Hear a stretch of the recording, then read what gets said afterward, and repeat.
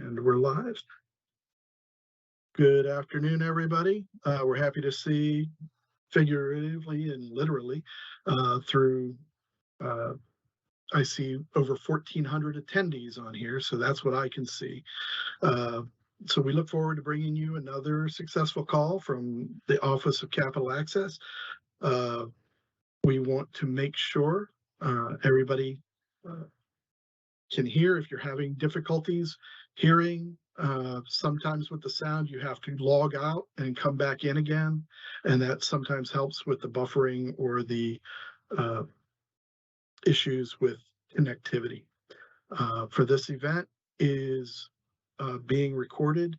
It will be online briefly after this call. You can get to it through the same link. Please use the Q&A feature to ask your questions during the call. If you include your email address in your question, if we're not unable to get to your call answer during the call, we can respond to you directly after the event. So if we don't have it, if you just submit it as anonymous, we won't be able to do that. If you have pre-submitted questions that were already here, I believe OFPO has gone through some of those as well.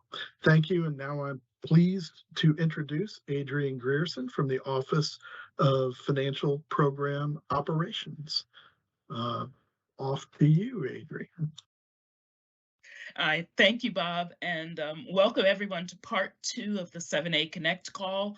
I'm Adrian Grierson from the Office of Financial Program Operations, and today we're going to talk you through the updates and the changes in the new SOP 5057-3, 7A Servicing and Liquidation, and this SOP becomes effective on August 1st, 2023. First off, I'd like to let you know who's on the training team, the 5057-3 training team. We have John Gossett from our Fresno Loan Servicing Center, John McDermott from our Fresno Loan Servicing Center, Veronica Kirtley from our Little Rock Loan Servicing Center, and Emily Doxson from Herndon, Virginia, the National Guarantee Purchase Center. And we're all here to help answer your questions. In addition to the new SOP, we've also updated the 7A matrix, and that will be available by August 1st. And we've also updated the purchase package. And that is a single purchase package for all 7A loans. And we're calling that the Universal Purchase Package, UPP, and that also will be available on August 1st. I'd like to address just one small housekeeping issue, and that is that you may have noticed that the time for this meeting is from 3 p.m. Eastern until 6 p.m. Eastern, or about 3 hours. Just to clarify, this training session is going to last for only about an hour. And as Bob said earlier, after the presentation, these slides will be made available. And with those announcements, I'd like to turn it over to today's presenter, John Gossett. Go ahead, John. Thank you very much. Let me get things set up here. My name is John Gossett. Let me stop sharing this for a second. There we go. My name is John Gossett. I'm with the Commercial Loan Service Center out of Fresno, California. Just a real quick update for you about me. I've had the opportunity to be interviewed by the FBI and the police department regarding 3 separate bank robberies. I'm not so sure that came out quite right. I had the opportunity to be a participant in 3 separate bank robberies. I don't think that came out right either. I started working college for a bank, and I worked in a branch of a bank. Okay, so I started out as a bank teller, learned how to balance to the penny, and learned how to be robbed. Okay, now why do I bring that up? Think about the way that's said, and when we are reading standard operating procedures, when we are reading things, we have to remember what the context is, right? So that's what we're going to get into here. So I am now going to share my screen here, and we're just going to jump right into our presentation here. So we have the 5057-3. So why are we doing all this? What we're doing is we're aligning the 5010-7, the 5057-3, and the 13 CFR 120.10. We want to make sure that stuff all aligns, all right? And we need everybody's help to do that. So let's jump into some things. We have got probably one of our most exciting points is our loan authorization, which is now being called the terms and conditions. But what's actually going on here? All right, think electronic record. We happen to be in the 21st century, right? 23 years into the 21st century. So we're moving into the 21st century now. And we have this thing called capital access, otherwise known as E-Tran, and that's an electronic record. And so we're moving over from just paper into more of a paperless world, okay? So electronic record. So what do we mean by electronic record? We have capital access, E-Tran, and the information that we put into E-Tran is part of our terms and conditions. So what is our key to this? What is important about this? When we're doing E-Tran, we need to make sure we complete E-Tran correctly. Now, I don't know if you know this, but if you've ever looked at E-Tran on the left-hand side, or capital access, I use those interchangeably. But if you've ever looked on the left-hand side, there's a section that says collateral. And I don't know if you've ever looked at this, but if you go into that collateral section, there's a section in there that you can click on, and it will tell you, or you can tell us, what your collateral is and even the lien positions. So that's kind of a 21st century thing that we have. So why are we doing this? We're moving into the 21st century. And oh, by the way, at the top of E-Tran, you may have noticed something, and there's a word up there that says funded, and it has a date after it. Now, I want to be specific on this because I get questions on this all of the time. What is that date? Typically in the banking world, funded means the date we've given the money to the borrower. But in E-Tran, that is not what funded means. So what does it mean there? That's the date that the loan was approved at E-Tran, or the date the loan number was issued. Now, that might be important for some of the things that you're reading. As you go through something and it says, what's the approval date? Okay, is that the approval date with the SBA?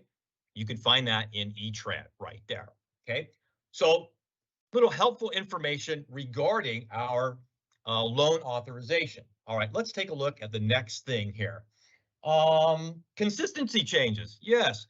So think about John, I have to language. interrupt. Yes, I don't think you're sharing your screen. it's showing up as red, is sharing my screen. Let's try that again. It's just showing you. So you have to have your presentation and, Yeah, it's all up and ready. Let's try it again. okay, and then Can you share see that there? that window. It's showing that I'm sharing it. Okay, let me see, send live. Is that it? The applicability rules? Yes. All right, we're good then. We're good. So sorry about that. Just real quick. We'll drop back one. That's the one that talks about the loan authorization right there. Okay. So let's talk about verbiage and things that have been changed. Language that has been changed. We're noticing something. It says, traditionally, we remember, we would look at or review the 5010 in effect when the loan was approved. That has now been changed. And the language that we're seeing here is the 5010 in effect when loan action is taken or at guaranteed purchase. Now, you will notice something on this slide. There's a little section down there as you read down, and it's got unless more restrictive.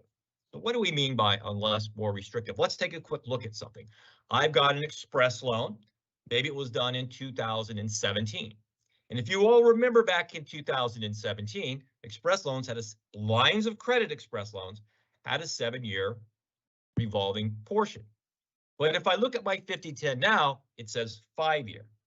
So what SOP 5010 am I looking at? Well, which one is less restrictive? That's going to be the 5010 from 2017. So in that case, if I'm extending my maturity on a revolving line as a revolving line, I can do that. But what about loan amounts? We have to keep in mind things like appropriations and stuff like that. So John, you say, I have a loan and it's an express loan or it's a 7A small loan and it's for $350,000 and it was approved in 2000. And let's say it's a line of credit, it's approved in 2017. Can I increase that loan above $350,000? No, you're not going to be able to do that. Okay. Because of when you think in terms of appropriations and things like that. Okay. Now I want to give us a reminder here. There are certain things that are not changing. We're talking about the 5010 in effect, but we do have things like loans approved from December 27th, 2020 through September 30th, 2021, where we cannot do any increases at all. That has not changed, all right? So when we're talking about loan amounts, all right, when was that loan approved? Okay. Now, one other thing when we're talking about loan amounts, I've got 7A small loans at $500,000. I need to submit that loan now for purchase. What do I do with it? Okay, everything that's 500,000 or less, right? That's going to go to Fresno or Little Rock. It's not going to go to Herndon. In the past, there were dates we had to remember, you know, January of 2014 or July of 2014. You don't need to remember that anymore. 500 7A small loans, right? $500,000 or less, go to Fresno or Little Rock, what's appropriate for your center. And remember, that's where the project is located. 7A small loans, right? Or express loans always go to Fresno or Little Rock. Okay, so now as we're going through changes, we're going to notice something. And there's this one about standby. Now think in terms of our standbys with equity injections. And do you remember what it used to say in the 5057-2?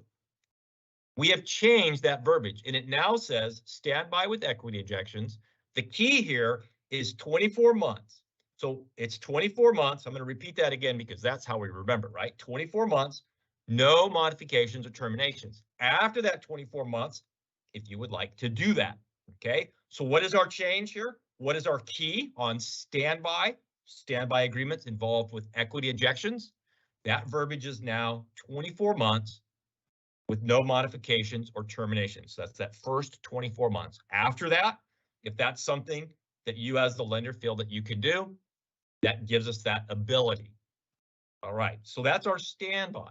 Now we have changed some other definitions here. So let's kind of just take a quick look at another definition, and it's early default. So what have we done with early defaults? We have added the annual payments. We've got loans, not a lot, but there are loans out there where the borrower makes annual payments. So what do we want to remember about the early default now, the changes in early default? Well, our annual payments, think in terms of our first two payments, one or both that are delinquent, but they've been cured.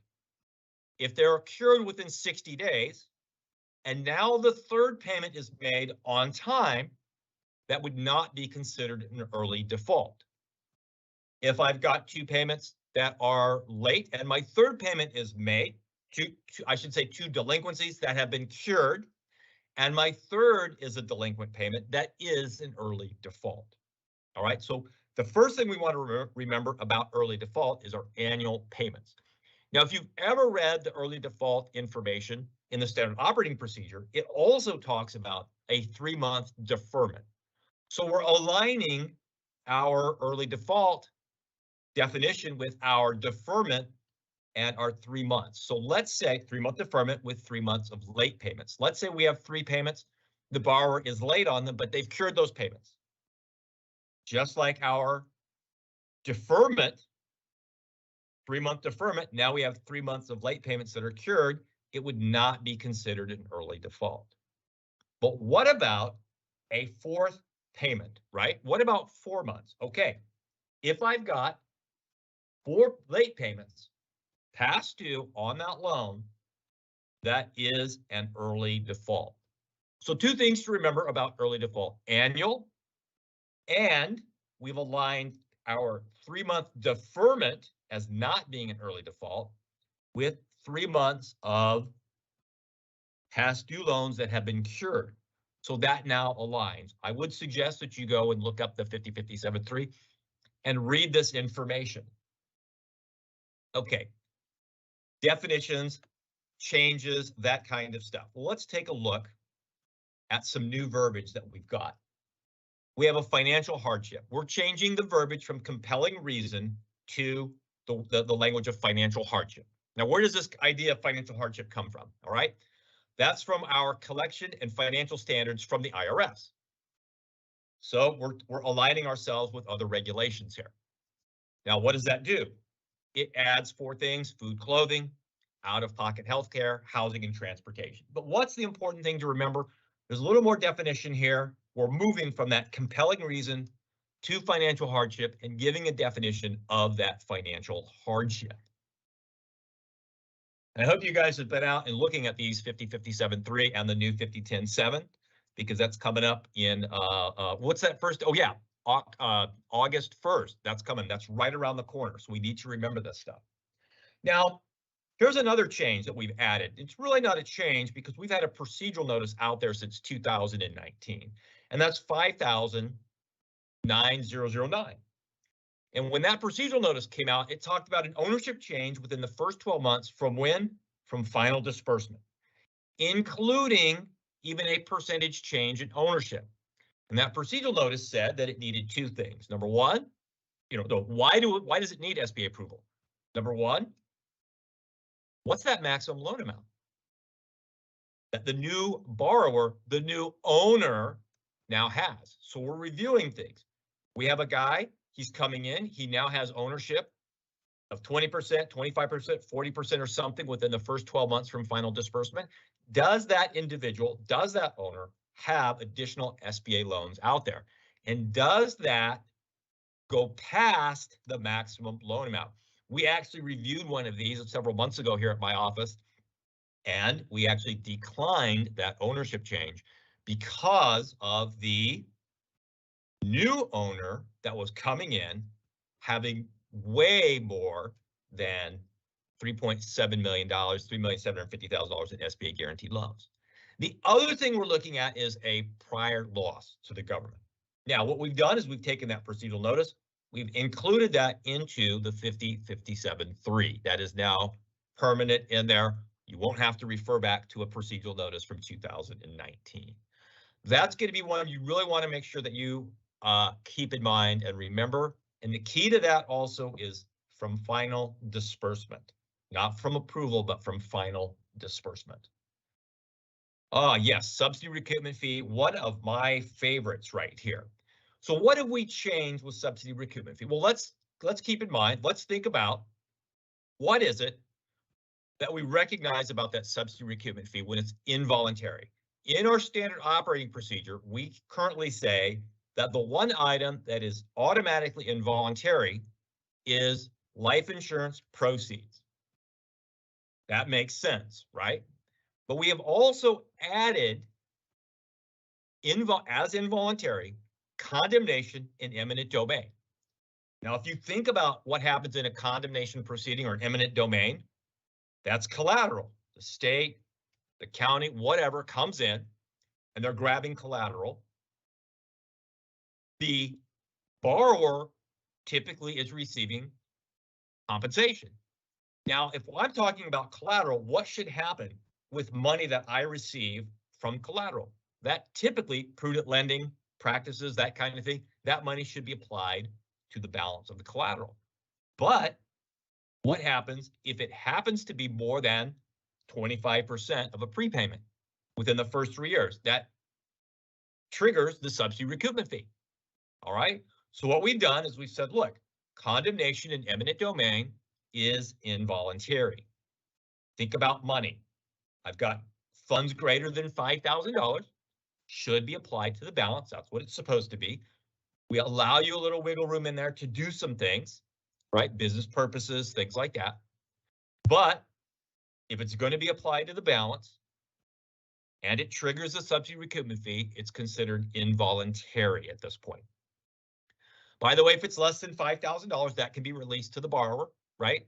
What we have to remember is, will that adversely affect the ability to recover? All right, so just keep that one in mind. But that's the change in subsidy recoupment fee. Eminent domain or condemnation, pretty much the same thing. That's involuntary when it is applied towards the balance of the loan and it's greater than 25% reduction in balance, triggering a subsidy recoupment fee.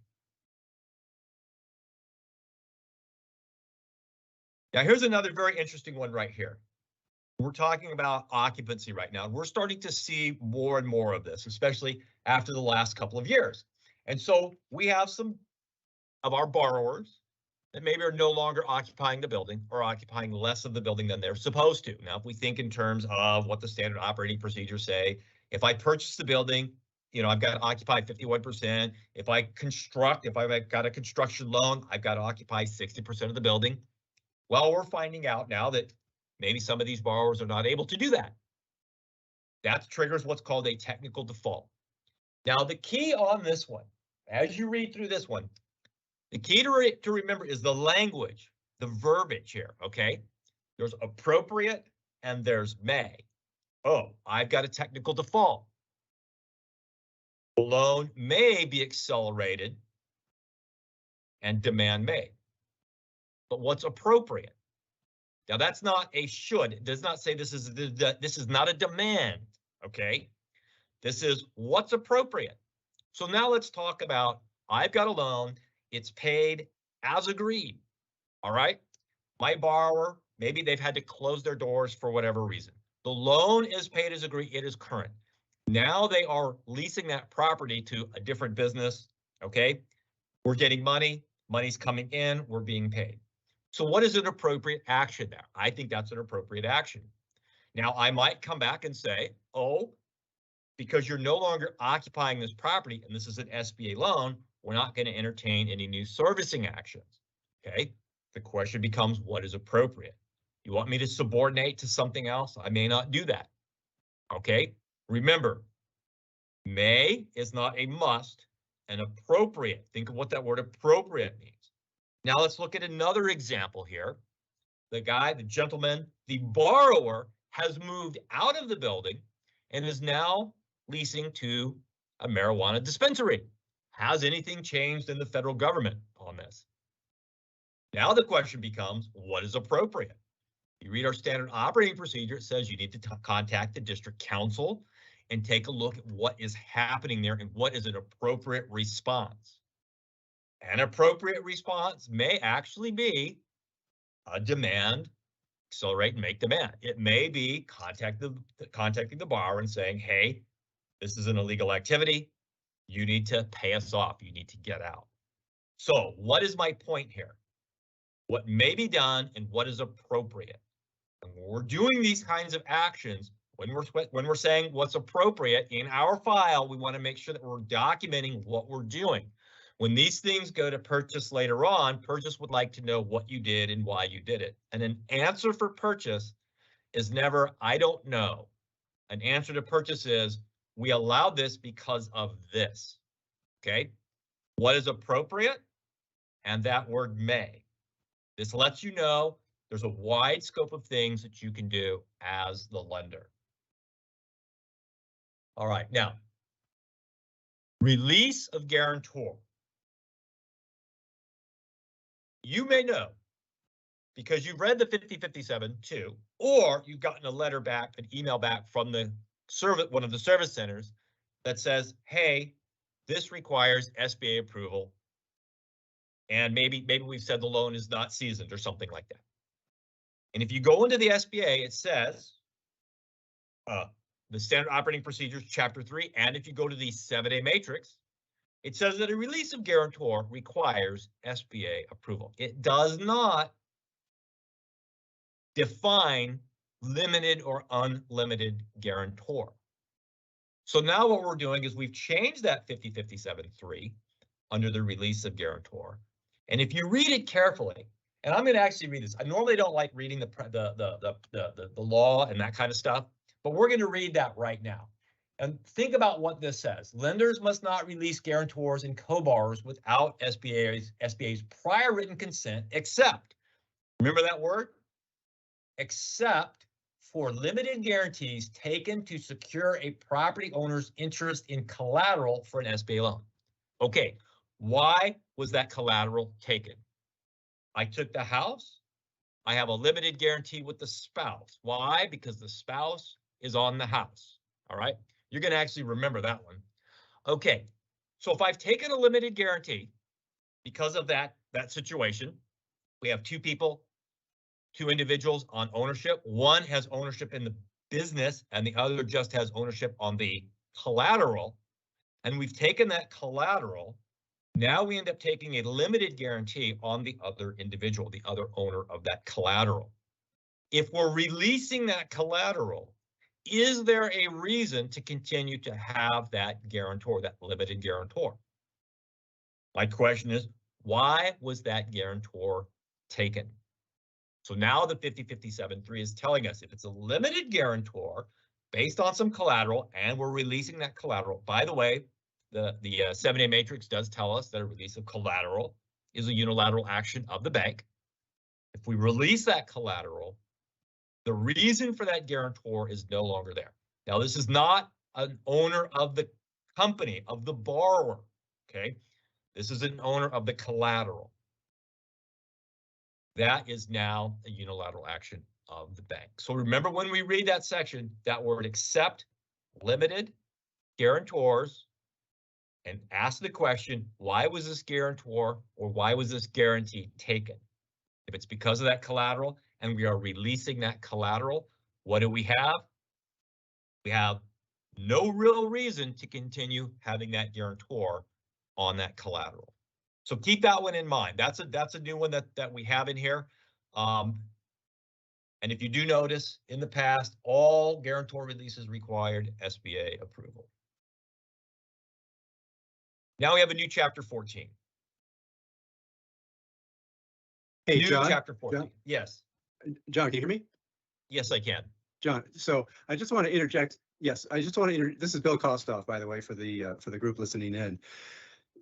What I want to distinguish here is the notion of what does it mean for unilateral, for SBA to categorize something as unilateral. What it means is that it does not require prior SBA review and approval. So kind of blaze that into your minds. Unilateral does not mean that SBA does not care what a lender does when they're taking that action. It's just that we are not equipped to be able to evaluate the action when the action takes place.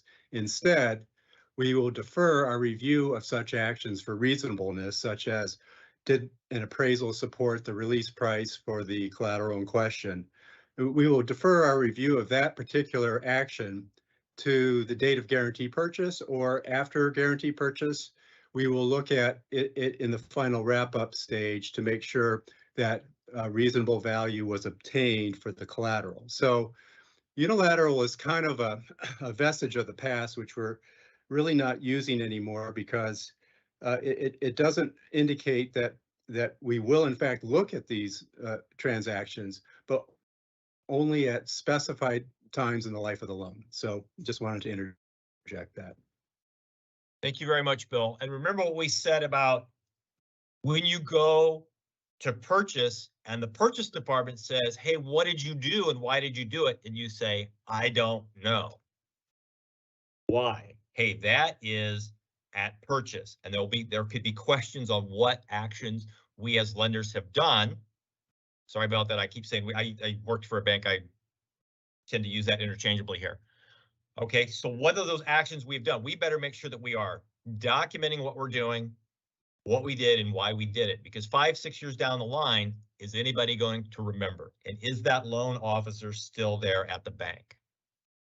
Okay, so chapter 14, new chapter. Now, what have we done with chapter 14? Okay, what we've done is we've added a chapter here that gives you some direction when you're talking about servicing actions on our special loan programs. Cap line, international trade, export working capital, export express, and the one we all love to hear is the PPP, Paycheck Protection Program. So chapter 14 is in there. There's some information on servicing actions. In the past, we used to say, well, always refer to the 5010.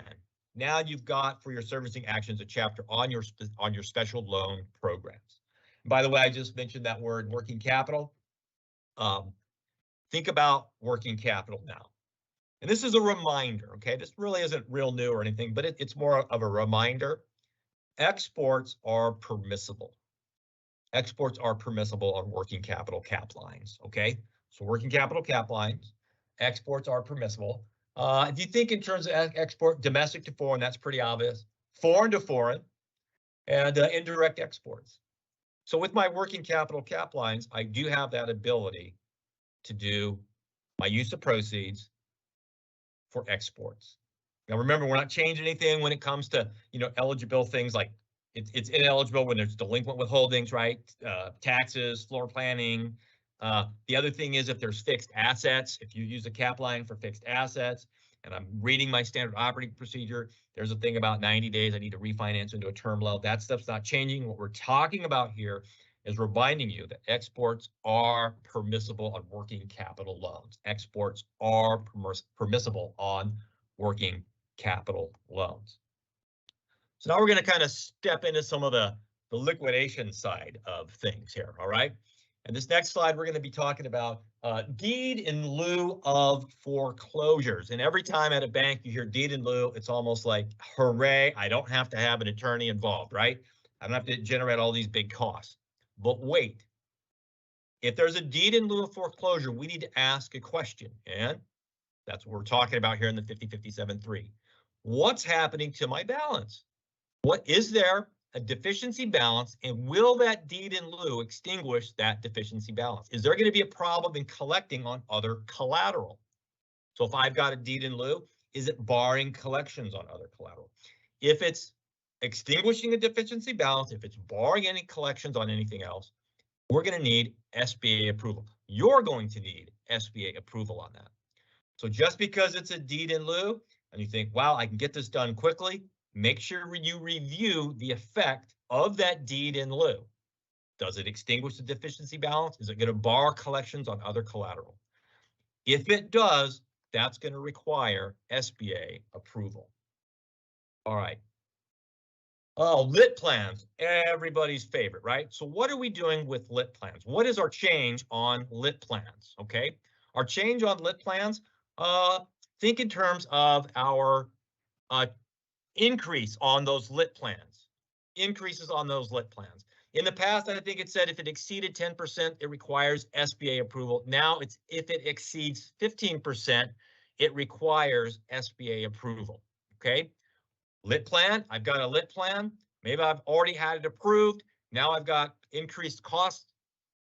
What's that increase? If it exceeds 15%, make sure I'm getting SBA approval, okay?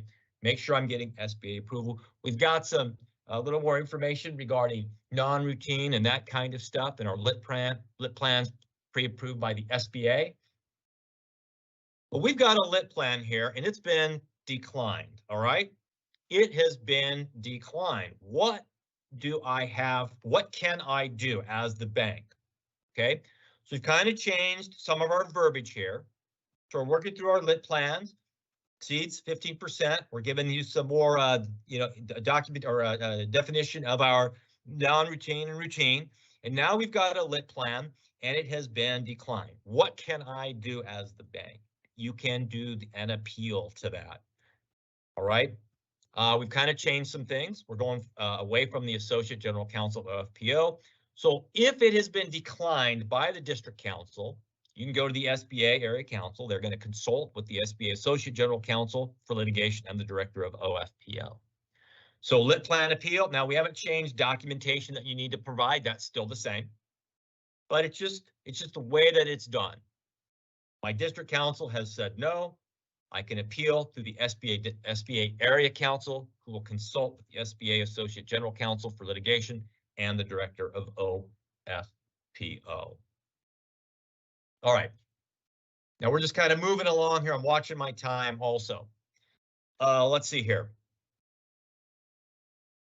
Prudent liquidation. We've got this thing called prudent liquidation, but we have added an additional definition under prudent liquidation. We've gone from prudent liquidation and we've added prudent liquidation and prudent liquidation deadline. So in our 5057-3, that definition, it's just not a liquidation, but it's a deadline. What's the key to that? That's the 24 months from the date of purchase. Something needs to happen within that 24 months. Needs to be a resolution.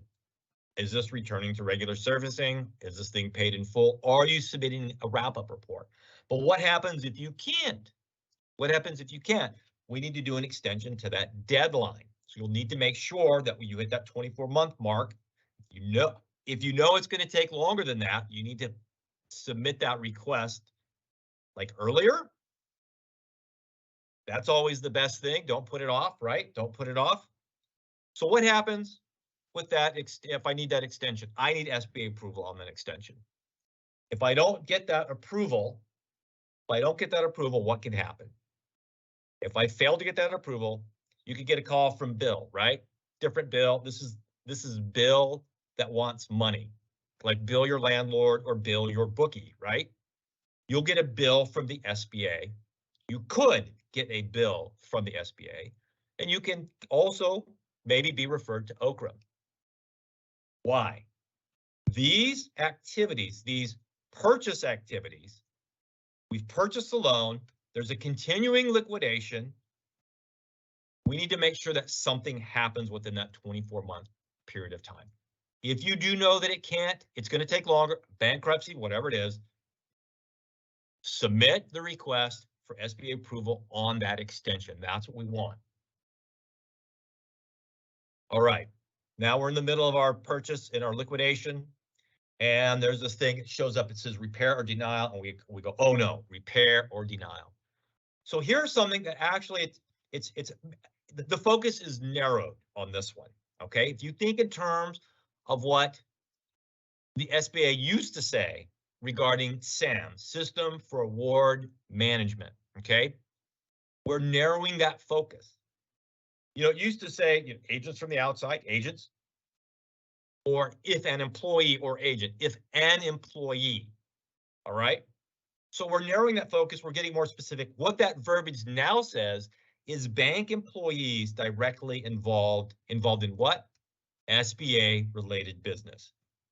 Bank employees directly involved in SBA related business. So we need to do that SAM, that System for Award Management. It's looking to see, have they been debarred, suspended, that kind of thing, right? Now the question came in, how often? Well, we have a procedural notice out, 5,847-027. I think it came out in May. And it says you just need to do it prior to the first day of work on SBA related business. We have had some questions on that already. So I've got my bank employees. As a banker, who do I need to do it on? My employees that are directly involved in SBA related business. When do I need to do it? I need to do it prior to their first day of work on SBA related business. And how often? Just that one time. All right. Now, we keep thinking in terms of like that repair or denial thought, okay? And when we review the SBA 5010 and the 5057, we're going to notice that there's some verbiage in here. And that verbiage is do what you do. Okay, what does that mean? Think loan policy. What is your loan policy? I know you guys sit down and you read that every night because it's so exciting. What is my loan policy? What does my loan policy say? All right. That's on my non-SBA portfolio. So do what you do equates to our old saying of what do you do on your non-SBA portfolio? Do what you do. What's your loan policy? What are you doing? Now, when you're thinking of equity injection, right? What does your loan policy say? You're verifying your loan policy. Do what you do. So what do you do on your non-SBA portfolio? Do what you do. So what do we mean here? Lenders to verify the required equity injection the same way that you do on your non-SBA portfolio. Do what you do. Sounds like it should be the song, the title of a song, maybe of in an old Tom Hanks movie or something like that. All right. Compromise actions. Note sales. We've added some verbiage on this, okay? What happens if I have a note sale that's less than the full amount of the principal balance? I've got a problem, right? I've got a problem loan. I'm selling the note off and it's less than the full amount of the principal balance. That's going to require SBA prior written approval. Prior written approval. Note sales less than the full amount of the principal balance. Prior SBA approval. You'll need to get SBA approval on that. Following that same line, here we go. We're running into our purchase. We've done our purchase. We have a wrap-up report. We've got things that are happening. We've got this thing called an assignment. We're going to assign our documents over to the SBA. What do I need to do with this assignment? Okay, it's on your remaining collateral. You're assigning it over to the SBA, and the change here is that we've also added evidence of recording of the assignment. You're providing the SBA with the assignment along with evidence of the recording of the assignment. When do I do that? At wrap-up. At wrap-up. Okay. Now, when we're thinking in terms of this stuff, are we really changing anything extra here, right? We're not really changing any requirements. What we're saying is you've got an assignment that needs to come to us. We want that recorded and we want the evidence of that recording. Now, 5057.3 requires lenders to complete all cost-effective liquidation actions prior to wrap-up. Instances in which SBA may need or request a lender to execute such other documents to effectuate this recordation, the recording of the document, those are limited. Most of this stuff should be done, ahead of time. But remember, I've got a wrap-up report.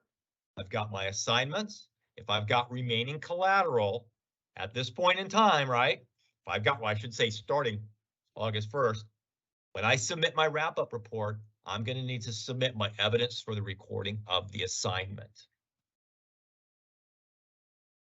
Now let's jump into something else right here. Credit reporting. Now we've changed the verbiage on this. What the verbiage used to say was lenders are responsible. Think in terms of reporting to the credit reporting agencies, the appropriate credit reporting agencies. The language in the 5057.2, so lenders are responsible. Well, what does the language now say? It says lenders must. Now, we talked about like may and appropriate. Well, this word is must, all right? Lenders must, and what are we talking about here? We're talking about reporting to the appropriate credit reporting agencies, right? What must the lender be reporting? Well, what do we want you to report? The combined balances of your SBA loans. Okay, what do we mean? Not just your 25% if you've got a 75% guarantee, but the whole 100%. Your share, the lender share, and the SBA share, not just your 25%. So when you're reporting to those credit reporting agencies, make sure you're reporting the whole loan amount. We did a loan for $100,000. We have a balance of $50,000. We have an express loan. I have a 50% guarantee.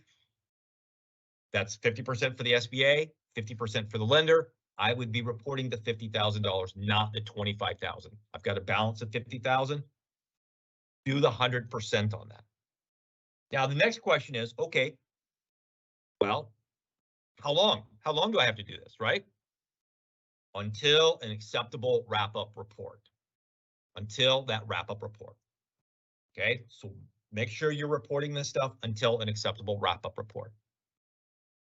Now, what happens after that wrap-up report, right? Well, there potentially could be a 1099-C. All right, so whose obligation or whose job is it to file the 1099-C? Okay, the SBA is going to be filing the 1099-C. We are going to be filing it on the borrower only. We're not filing it on the guarantor, but we're filing it on the borrower. Okay, now when do we do that? Think balance, right? $600 or more. And oh, what about this? What about OIC, bankruptcy, uncollectible, that kind of thing, right? The SBA is going to be notifying the borrower. So whose responsibility for the 1099-C? It's going to be the SBA, and we are filing on who? We are filing it on the borrower. All right, now I'm looking at our time here, and we need some question and answer time also. And if I go and change slides, here are our resources and our things for questions. So now, do we have any questions out there that need to be addressed?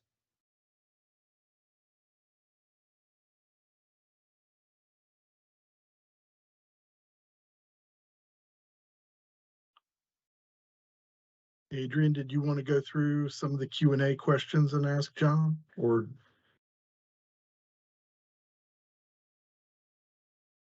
We are in the back room here, typing out answers as fast as we can. One of the questions that has come through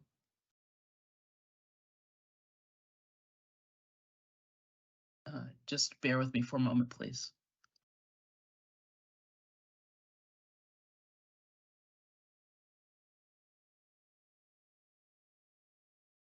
Hi, Adrian, I'll jump in. We are receiving several questions regarding lender compliance and determining which SOP is in effect at the time that the lender action was taken, or at the time of SBA's guarantee purchase review. So which SOP to use, right? And this is included in the note in the SOP 5057-3. So for purposes of determining lender compliance with the SBA loan program, the SBA will apply the requirements of the SOP 5010 and SOP 5057 in effect at the time of SBA's guarantee purchase review. These requirements result in a determination that is more restrictive upon the lender requirements in effect when the lender action was taken.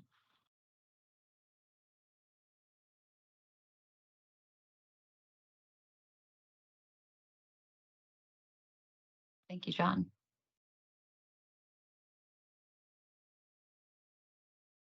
Thank you, Adrian. If you'll notice on this slide, and you'll get these slides, or I think so, where it says chapter 24 emphasizes, and she just read that. And it says SBA's guarantee purchase review unless these requirements result in a determination that is more restrictive upon the lender than the SOP requirements in effect when the lender action was taken. So you've got at purchase and at loan action there. You've got that on this slide right here.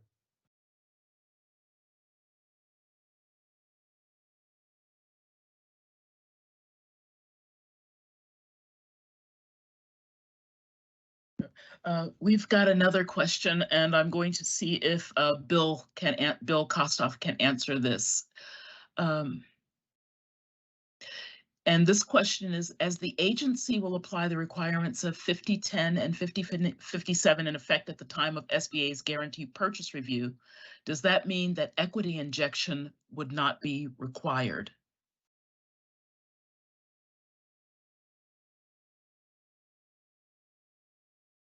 Well, that's kind of a half question, and really it pertains to what type of lender, whether they are SBA only lenders, where they don't have a non-SBA portfolio to follow, then they would have to refer to the SBA rules for that, because SBA is their regulator. So if they're a small business lending company regulated by SBA, they got to follow SBA rules. Otherwise, it has to do with what do they do for their non-SBA loans. The other thing I want to point out is that the areas that typically become problematic have to do with how was the loan underwritten in the case of an early default loan. So we're not looking for the entire life of the loan at how you underwrote the loan. We're looking at how you underwrote the loan during this period of early default, which is defined in the SOP. So just keep that in mind. I want people to have sort of a rational understanding of why it's important. It's important because if the underwriting cut a corner in terms of not requiring the same equity injection that they do for their non-SBA loans, and the loan fails within 12 months or within our 18-month early default defined period, then there's going to be some answering the lender has to do about, did they really underwrite that loan in a prudent manner, and did they put SBA at risk in such a way that it would jeopardize the guarantee? So those are the things that get examined more closely. If the loan makes it past the early default period, we're not going to be digging back into the past and trying to find fault. There was a second part to that question as well, and that is if a guarantee was recommended for denial, but the guarantee submission was later withdrawn, can the lender resubmit the guarantee package and and have that based on the current SOP in effect? And the answer is, if the guarantee is still in effect, yes, a purchase demand can be resubmitted. And at that time, we will base that on the SOP that is in effect at the time that that purchase request is made.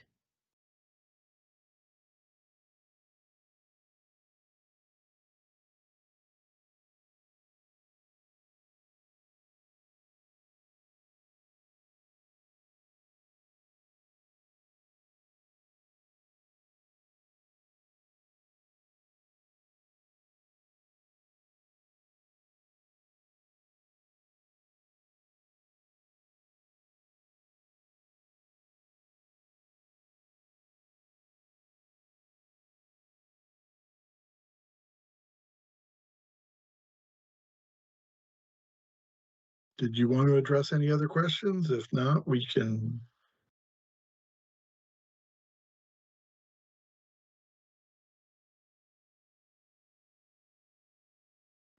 I will ask the team if there are other questions there that they'd like to address.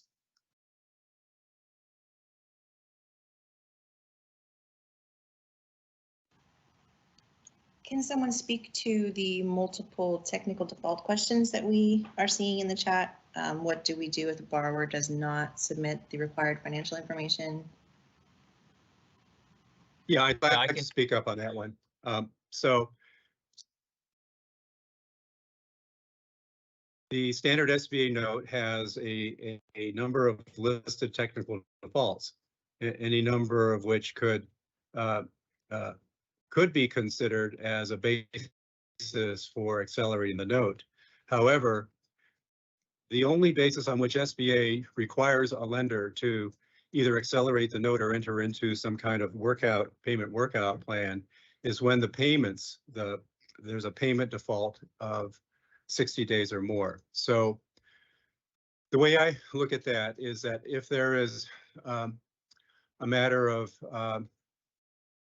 non-compliance with one of the management covenants in the authorization for the loan, and that's a technical default. Well, does it really warrant accelerating the note on a loan that's performing as agreed? That's where it's really a judgment call. But what it does mean is that if there is something that's amiss in terms of how the loan was originated and what the requirements to make the loan were, then it's time for the lender to get on top of that, to make arrangements to resolve or correct that deficiency. It doesn't necessarily mean that it's time to accelerate the note and put this otherwise performing loan out of business. So common sense has to prevail in situations like that.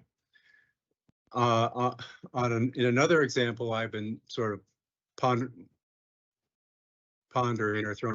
Let's say the taxes on the real estate that secure the loan haven't been paid for a number of years, and it's starting to erode the equity. Well, so then you got to figure out, well, are there other problems going on with that business that's preventing it from being able to operate its business in a healthy manner?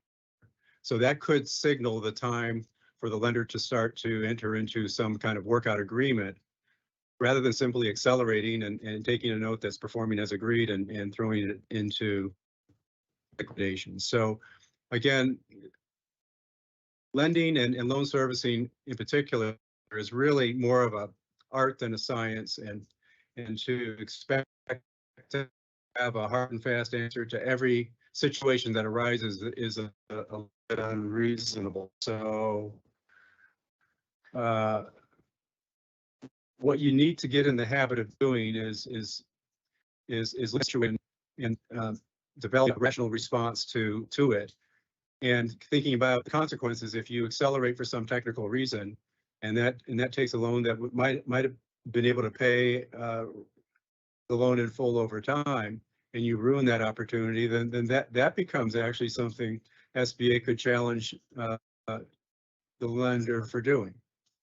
So I wish I could be more explicit about it, but it really is a judgment call. And we have to come together on these sorts of judgments, particularly at the point of guarantee purchase, and then again at the time of wrap up.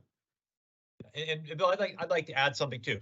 Now, if you go back to the 5057-2, chapter 14, 5057-3, chapter 15, the very first thing it says is when there's a like a default, make a good faith effort to help the borrower bring the loan current. But then it goes and it talks about acceleration and that kind of stuff. And it says, hey, review your note. And if you look at the SBA Form 147, paragraph 4, items A through M, I think it is, it gives you all these different things that say, yeah, this is a default. But there's a note in there. It's bordered, and it says note, and it's talking about, but the SBA will not purchase a guarantee until there's a 60-day default. So what can happen here? Potentially, somebody could accelerate, make demand on a note that is paying as agreed, creating a guarantee purchase. And I do know that some of those in the past have actually been declined because it was not a payment default and the lender created the payment default. So we're thinking of what is appropriate, like the technical default, what may you do, what is appropriate. You're also going to want to go in and read chapter 15 in the 5057-3, especially that note section that's talking about 60-day past due. Now, it does mention in there that you can get SBA approved, prior SBA approval, right? Prior to that 60-day default, payment default. But I think technical defaults, that's something to make sure, you know, what is appropriate. It's more of an art, not a science in that. But read the note and read the 5057-3, chapter 15. Yeah, another thing I wanted to add here, the 60 days payment default is consistent with the period of time in which a lender is allowed to, after which a lender is allowed to ask SBA to honor the guarantee. And that's an age-old regulation as far as when guarantee purchase is possible. In a more common sense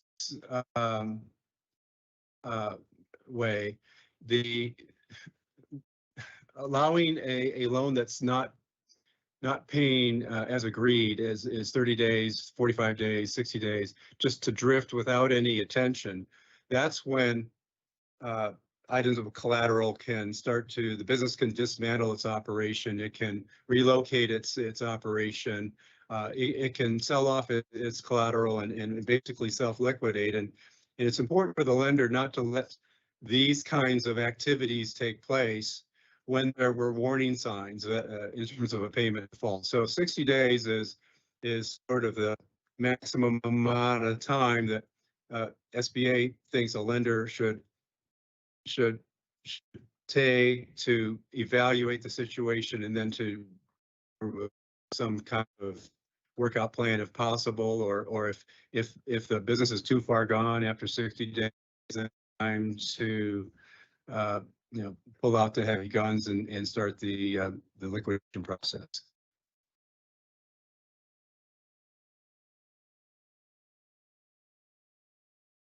So we have one question in the chat that states,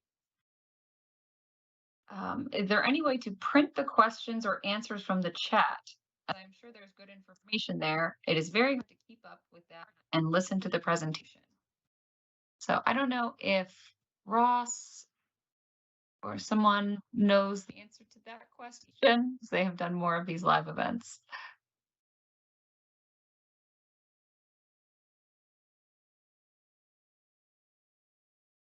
This is Ginger. We can print the Q&A and provide it to you guys if you want to have the full list. You meaning OFPO.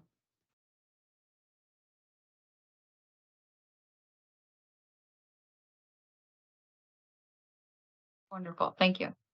In the early Q&A published, you can see that we ask if you were going to ask any questions to provide your email address, and we would be sure to get to those questions after the call if we couldn't get to them during the call. So the call's right now at 4:02 Eastern time. So don't know if you wanted to go beyond this, but if anybody has any questions in that box that provided the emails, I'm sure OFPO can respond to those in kind.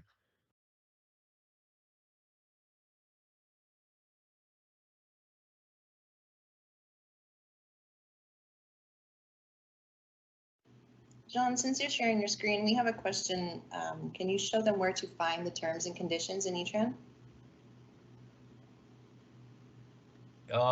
Yeah, actually, well, I would have to reopen E-Tran, and I don't think I could because I would have to have a an actual loan up, and that would have personal information, and I'm timed out of E-Tran. I'll have to go back through all the process there. In E-Tran, when you complete the application, so think about what you're seeing when you're completing the application in E-Tran. What you'll notice is on the left-hand side, there's all these different trees: borrower, guarantor, project information, use of proceeds, all of the things that you would think in terms of terms and conditions. Now, we don't have it completely programmed yet for 7A. I think that's going live August 1st, if I remember correctly. If we go into a 504 loan, there's actually a button at the top that says terms and conditions, and the document that you can look at says terms and conditions on it. But if you're thinking in terms of an electronic terms and conditions, it's E-Tran, it's the documentation, it's the information that we put into E-Tran as the lender, who the borrower is, who the guarantors, their ownership percentage, right? Lien positions, use of proceeds, interest rate, terms of the term of the loan, how many months or years is it? Collateral, when you think, I can't remember all the terms and conditions on a note from when I was at the bank, but that's going to it's electronic, and that's kind of what we're moving to. I'd like to have an E-Tran, a capital access page that's an example page, but I don't have one. There might be one out there, but I've never seen it. And usually I like doing conferences or classes with individual banks where I can actually open up E-Tran and walk through the buttons to click on and navigate through E-Tran instead of trying to show blacked out pages. That doesn't work quite as well. Okay, one more question for Bill. There was a question: what is the recording of the assignment for? Who is it recorded with?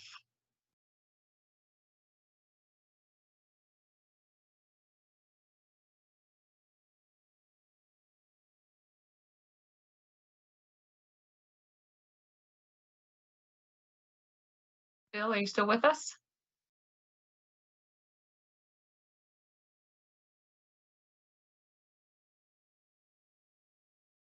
Okay. We have some technical issues. We will get to that question and respond later. We do also have several other questions related to do what you do in policy. And, we are still, I think it's important to keep in mind that do what you do really means how you would handle your similarly sized non-SBA loans.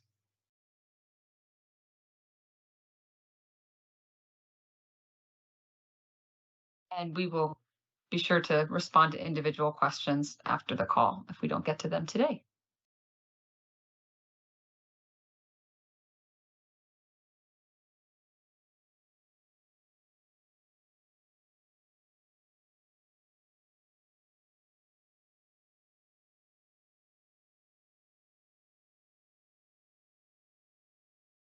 Okay, we're about 6 after 4 now, Eastern time. So I guess we'll wind this up. Thank you all for joining us, and OFPO will review the questions that remain and try to get back to anybody who provided an email address. So, well, thank you all for joining, and we hope to have you attend the next sessions.